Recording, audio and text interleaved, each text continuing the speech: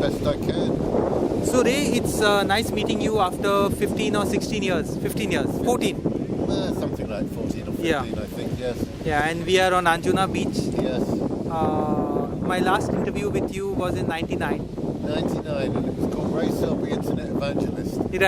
Right. So would you still consider yourself to be an internet evangelist today? Is it a necessity or what? Not really, because everything I said back then came true.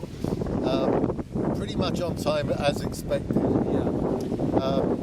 They were actually very easy predictions to make. What were the predictions? Just to... Well, I remember you saying that there's a two-tier internet because more people can't afford it.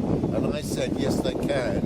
You wait and see. In a few years, everybody in India will have the opportunity to use the internet, whether they go into an internet cafe or they have access to a friend's computer or something. Yeah.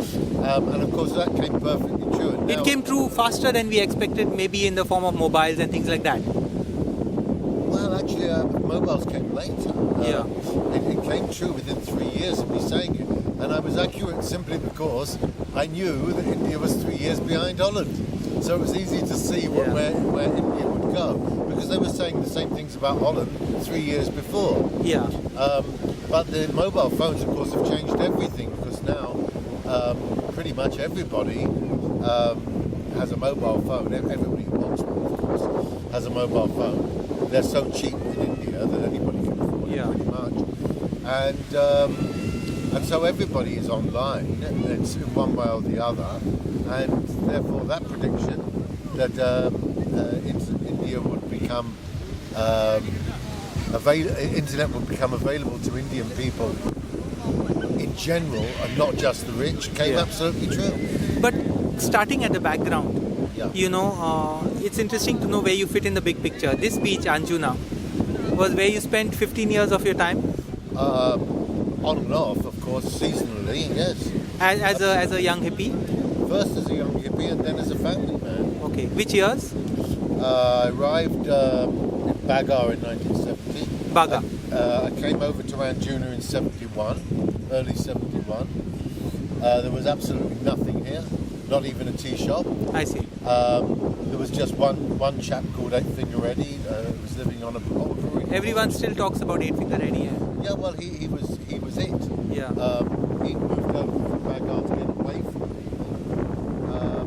Joe Banana, Cleo Odser. Joe Banana was next door, and it was called Joe Bananas for the simple reason that this guy Joe, who had recently come from Idi Amin's Uganda. Had come back home to Goa with nothing. He would say, "I'm going off the map," and everybody would say, "Joe Bananas." And so he became called Joe Banana, and eventually started making tea and porridge and chapati and bhaji pav and whatever. And piece by piece, it became a tea shop, and the first tea shop. But its success and the success of having tourists in Anjuna meant that there were lots of clones, lots of alternatives, and plenty of tea shops in the end after some years, a flea market, and nowadays these shacks, which are huge, relatively huge, they're not really big, but they're large many in number. Many in number and large in size. Yeah. But that all developed over since I was last here, really. You were last year in the 99? Well, 99, but that was just for a short time. Yeah. That was for, I think, a few days even. I see. Only here for. But apart from that, the last time was 27 years ago. I spent, I think, about 5 weeks. And prior to that, it was 28 years ago when I stopped living here. So how does it feel like coming back after all these years? It feels like coming home. It really does. There's no question about it. I feel at home. And I feel that in spite of all the superficial changes, and they are very superficial, bigger tea shops. So, bigger restaurants. More people, umbrellas and beach lounge chairs. A little bit more commercialized. Yeah, but it's all superficial. Yeah. Actually, the spirit is exactly the same as it always was. I see. Which is? It's a spirit. How can I describe a spirit? It's here. It's embedded in the sand. It's a wonderful friendliness. It's a wonderful feeling. And the local people are exactly the same as they always were. Not changed? No, not to me, they haven't. It seems to be exactly the same. I went to get petrol, stopped off in just one little house and had a little talk with the woman, and it could have been 1970 or 1980 as well as it could be. We are much more connected, and the thrill of maybe meeting a foreigner is not as much as it was once upon a time. Well, that's true, and what's actually interesting is that you've got now second, third and even fourth generation Goans who've grown up with foreigners around. When I was here in the beginning, foreigners were new to the local people. You could have come from Mars. I could have come from Mars, and the local people themselves were Culture shocked. They had difficulty speaking English. Yeah. Because they were used to Konkani. Yeah. Whereas now, every young and even middle-aged... And even a migrant from somewhere else, not just Goans. Even a migrant would probably speak English. English is the universal language, both in the world and in India. So, not that it was anybody's choice, but that's what happened. Yeah. And so English is becoming a ubiquitous language. But the quality of the English language that's being spoken by young people here is absolutely no different from anybody else. The music that they play, I've seen Goan bands play music better than American bands, whereas that could never be said back then. One of the books that have told the stories of Anjuna in the 60s, in the 70s, was the controversial Cleo Otzer's Goa Freaks. Yeah. What do you think of it? What do you make of it? Well, first of all, Cleo was never in the same circles as me. I was never a friend of Cleo, and she hardly shared a word with me all the time I was in Goa. So I knew who she was, and that's about it. So the people she was talking about were not the people I was mixing with, and there were circles and circles, and my circles were far more spiritual. The people I used to hang out with were people like myself who were just happy sitting around a fire and talking and laughing and joking and maybe singing some songs. Whereas Cleo was not of that ilk. Yeah. Cleo was very middle class American, used to a comfortable life, and she mixed with those kind of people. So there was a certain bit of irritation that she projected. While it does tell an interesting story of Goa, she also projected a kind of misrepresentation of what Anjuna stood for in those days. Well, I don't think it was a misrepresentation. Okay. It was a representation of her little world. Okay. But just like in the world, there are many kinds of people. True. So in Goa, there was many kinds of people. In Anjuna. In Anjuna, there was many kinds of people living many different sorts of lives. And because everybody, I mean, it's often asked of me on forums, because I often on these forums about Goa and the old days and so on. And I've often been asked, questions like, how did people make a living? And the answer is, in 1,000 ways, just like anywhere else in the world. I mean, did you think that everybody was doing exactly the same thing? You know, people are looking for quick sound bites, and the world is never like that, and Anjuna was never like that, and never will be like that. Nowhere in the world will, because everybody's got their own story, everybody's got their own way of doing things, everybody's got a life to live. And so there are no simple answers to these questions, no sound bites, which sum it all up. You know, people say, what were people doing? Were they working the flea markets? Were they getting money from home? Were they working half the year and then coming here on holiday? Were they dealing drugs? What were they doing? The answer is probably all of the above. You know, different people, different things. Right. But I had my circles, which was very much a spiritual life, even though I was well educated and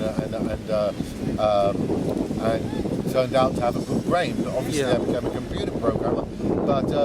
But my life back then and my being, my spirit, is a very simple spirit. It's not a complicated one. It doesn't require comfort and luxury. Getting old, I needed things a little comfortable because body can't take too much anymore. But I never wanted luxury. I never wanted fame or fortune or large amounts of money. And therefore, my life, my circles in Goa were very simple circles. Were you already a programmer when you came here? Or? No. That didn't begin till just before I left Goa. Somebody bought a ZX Spectrum To Goa? to Goa. Yeah, it was a portable, the first ever home machine in Britain. And this Englishman bought one once, and I had nothing to do, so I sat at his computer for about 3 or 4 hours, and I was absolutely amazed at the capabilities. I see. And said that if I go back to Europe, one of the first things I want to look into is computers. Yeah. And that's exactly what I did. And I just got hooked into computers. It was, first of all, it was the perfect time for it. Second of all, it turned out to be perfect for the way my brain works. I see. And thirdly, I just love doing it. Before that, what was your field? Anything that showed up, anything I But could do. educationally, I worked the flea markets. educationally?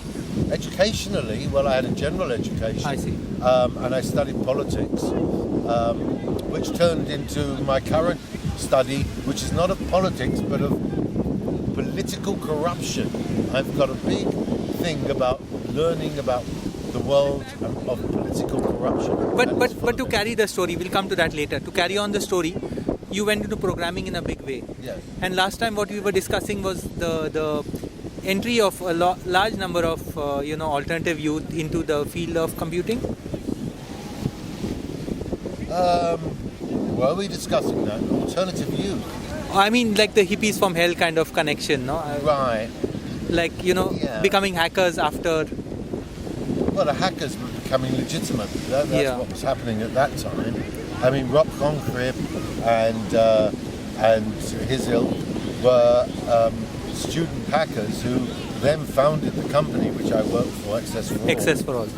They founded that company, and I joined it very early on. I was actually very surprised that they took on a man of my age, because I was 47. I see. And getting a job over 42 was very difficult, but they gave me the job, they gave me the chance, and it turned out it was the right choice, because what they needed in those days was free-thinking people, creative people, people who could come up with new ideas. The problem 10 years on from that was that they didn't need creative people, because we'd achieved our end. Everybody in Holland who wanted internet had the internet. We considered ourselves a success after 10 years, and they didn't need anybody to build new systems. In fact, they were outsourcing it to other companies. What they needed was people to maintain what was already existing, and that's not my field of expertise. I build new things. Yeah. So consequently, I felt like a fish out of water in the end. Plus the fact that I joined at a time of anarchy, and it finished as a hierarchy, a very strict hierarchy of management and different levels, everybody on a different floor of the building. And that wasn't my way. I called it corridors of power. And so I was very unhappy in the last few years. And finally we negotiated a settlement whereby I was paid a large sum of money into my pension scheme. And I could leave the company and start my own company, which I did with not too much success. It is a struggle to run your own company and survive in Holland, because everything costs so much, the tax, the insurance and everything. And I had to give up, and they allowed me back into the unemployment scheme, which kept me going until last year, when my pension kicked in, and it's enough just about to live on, which means that I can keep my company. I restarted my company instantly, and it helps me to make money to come back to India, to buy some gadgets, to buy gifts for friends, or to go out for a night. But it's not an essential income anymore, which means I can continue to do it. When we spoke the last time, the challenge was net access. How do we, give people or encourage the large numbers to actually get access to the net, which they need Yes, so badly. which is now complete. Yeah. So now what is the challenge? What Mission is it? accomplished, Yeah. as they say. Now, what is the challenge? What, for the internet? In that sense, yeah. Or just for technology? For Because technology. The internet was the technology of its age. Yeah. Now the internet has become ubiquitous. Yeah. So consequently, it's not a major issue anymore. Although, of course, there is the whole issue of privacy. Was Edward Snowden a hero or a villain? As far as I'm concerned, he's one of the greatest heroes who ever lived, sacrificing his own freedom and his entire life so that we could know the truth about what's going on. For me, he's a hero. But that's another issue. Actually, technologically, I feel that it's possible that the future is to do with wearable technology and to do with 3D printing, far more than it is to do with the internet. The internet's not the big issue anymore. Is this something going to affect the masses of people or All just, of them. Yeah. Absolutely. 3D printing, for example, people have difficulty extrapolating where things can take them. They see where things are, they've got an idea of some of the possibility, but they don't quite understand where it's going. The internet was the case last time you interviewed me. People couldn't quite grasp what's this internet going to do for us. Now they see it. Now it's clear. Now they understand every time they Google, every time they Skype, every time they're in touch with their grandchildren on the other side of the world. It's just the most powerful and wonderful piece of technology that mankind's ever had. Yeah. Similarly, something like, for example, 3D printing, people can't quite grasp where that's going to take them. They don't quite understand what it means to visualize something and have it produced eventually instantly, or almost instantly, before their very eyes in the real world.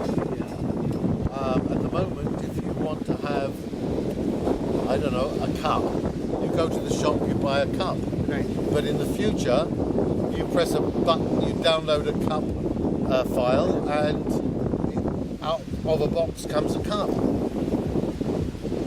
The only problems at the moment is it's at a primitive level. Like the internet then, it's quite slow, so it makes people bored waiting for it to happen. It's not got, the files available are limited. The software and hardware is quite primitive. But that's, of course, going to change. And once we've got a box that you can just press a button and say, 6 cups, please, and out comes 6 cups, then we're in a strange new world of the future, just as the internet has brought us to this, what was then a strange new world. 2014, the internet is just part of life. Does it surprise you that when you move around, you find all kinds of people with mobile phones, including the poorest, vegetable vendor and shoemaker? No, I'm not surprised. I told you that then, that I won't be surprised if everybody in India, I don't know if you remember what I said, but I said I won't be satisfied until the rickshaw waller in Bombay is able to send an email. Yeah. Of course, I was understating it because even I cannot extrapolate the full power of some of these technologies when they start to develop. I remember it was very hard to believe $20 phones, mobile phones, but it happened. $20 phones happened, and now they're looking at $25 smartphones. Yes. So exactly, I've seen them advertised here in India. You can't get them that cheap in Europe. Yeah. But I have seen them advertised in India. I saw, I think it was actually fake though. I think it was, if you look closely at the small print, it said contest. But I thought it was a Galaxy S3, which is an outdated model, but for 299 rupees. And I thought, it can't be. That's just too cheap. And it is, I'm sure. The cost of accessing technology is an issue here, and it's probably still going to be for some time.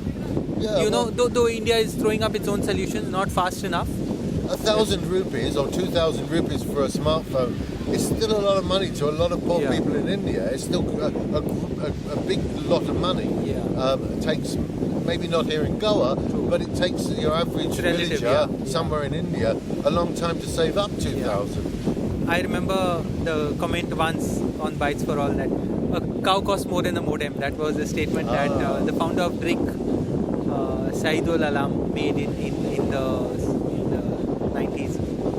And now, how many modems can you get for a cow? Yeah, plenty. You'll get plenty. Yes, exactly.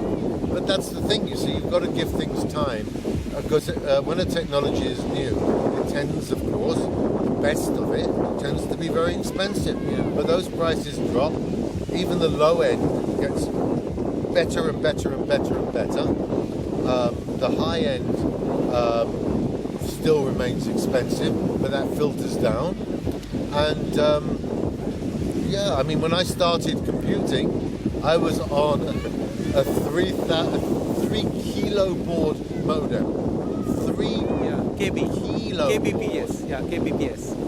And now, of course, we wouldn't dream of talking about less than hundreds of megabits per second and thousands even of megabits per second nowadays are being talked about. So, yeah. Where does political corruption fit into your current priorities? It's just a study. Okay. It's just something I study. I take a great interest in it. I occasionally comment, but it's not for me to comment on it. I just watch it. I feel like I'm watching what they're doing. Public surveillance. If you like, yes, watching them watching us. But I've always got my eye on what's going on. I take a great interest in it. Corruption means many different things to many different cultures and people. So while some people face, petty corruption at a daily level, like in India, in some other countries which are more sophisticated, you would have grand corruption. No, I think you're completely wrong. I think corruption is corruption at whatever level it goes. And I think in every country, at the top level there's corruption, and that's what I'm watching. Yeah. And that filters down right to the bottom level. Even in Holland, I meet people who are fiddling the system at the low end. Well, And I'm absolutely sure that at the top end, there is a lot of corruption. The difference between India and Holland in that respect, and Holland's just an example, of course, I'm Yeah. not pointing at anything about Holland, but countries, Western Europe, is that they hide it better. That's the only difference. Here it's more obvious and more open, and there they hide it also, it probably doesn't affect so many people on a day-to-day visible way there. because they're hiding it. But corruption is rife in all Western. Not only because they're hiding it, but because I would maybe argue that more advanced societies don't need the day-to-day corruption that, say, third world societies, thrive on. You think so? A lot of people in Holland who are fiddling the system because they can't make it. I see. Almost every business in Holland, I won't say every business, but a lot of businesses in Holland, they simply would not make it if they weren't taking some black money I see. and not declaring it to the tax. They simply wouldn't make it because the tax would tax them out of business. And I think half of the businesses in Holland would just collapse if they weren't fiddling it a little bit. Most people still try to stay above Yeah, board, yeah. but it's impossible. You can't survive that. Are there any technical fixes to corruption? Yeah, stop cheating the system. Stop it. I mean, that's basically it. The only thing is we have to have a different attitude towards it. No, but But attitude changes it's the will top never level come. is the problem. Attitude changes will never come because people being people, we know what our hierarchies are. Well, let's say power corrupts absolutely. That old one. That's considerably true.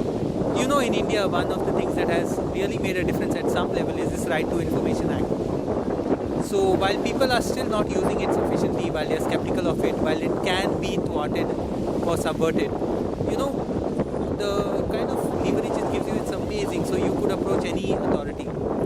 And if you're smart about it and committed enough and not willing to give up, it is really changing the way, public, Well, actually, that's in the public sector. the same thing applies to Western countries. True. exactly the same. Freedom of Information Act in the UK, for example. Sweden, it goes back centuries. It goes Yeah. back a long way.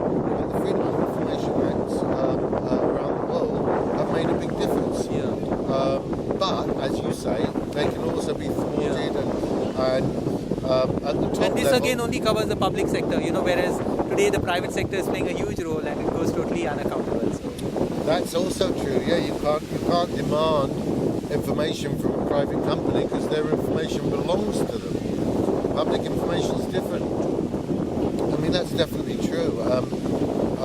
And of course, I don't think that the worst corruption is actually on the political level. It's on the economic level. It's lobbyists.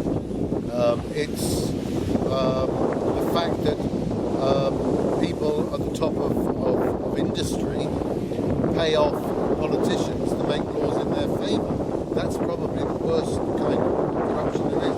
I don't know how that plays out in India, but I'm absolutely sure in countries like America that's a really big thing. Yeah. It does play out here too, and it's becoming increasingly an issue.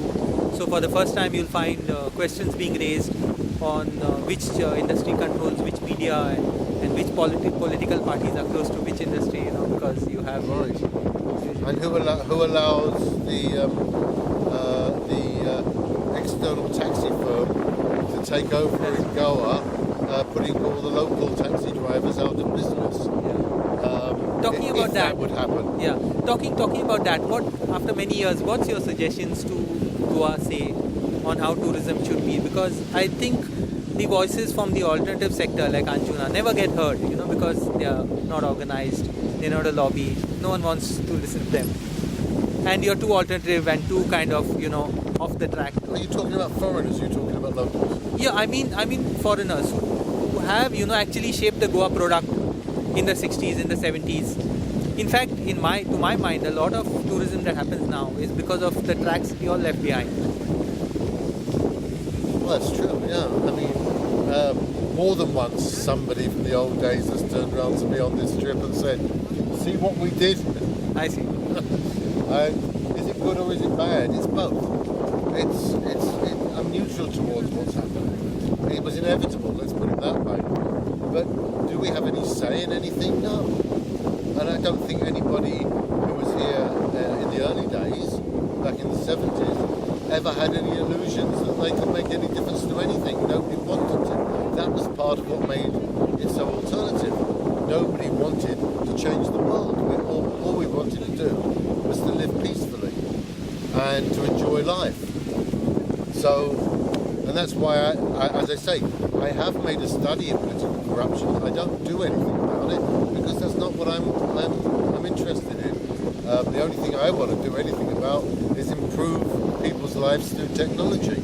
Thanks a lot, Ray. You've given us a lot to think about. So on that note, Well, I hope so. Thank you for your time and all the best. Thank you for the interview.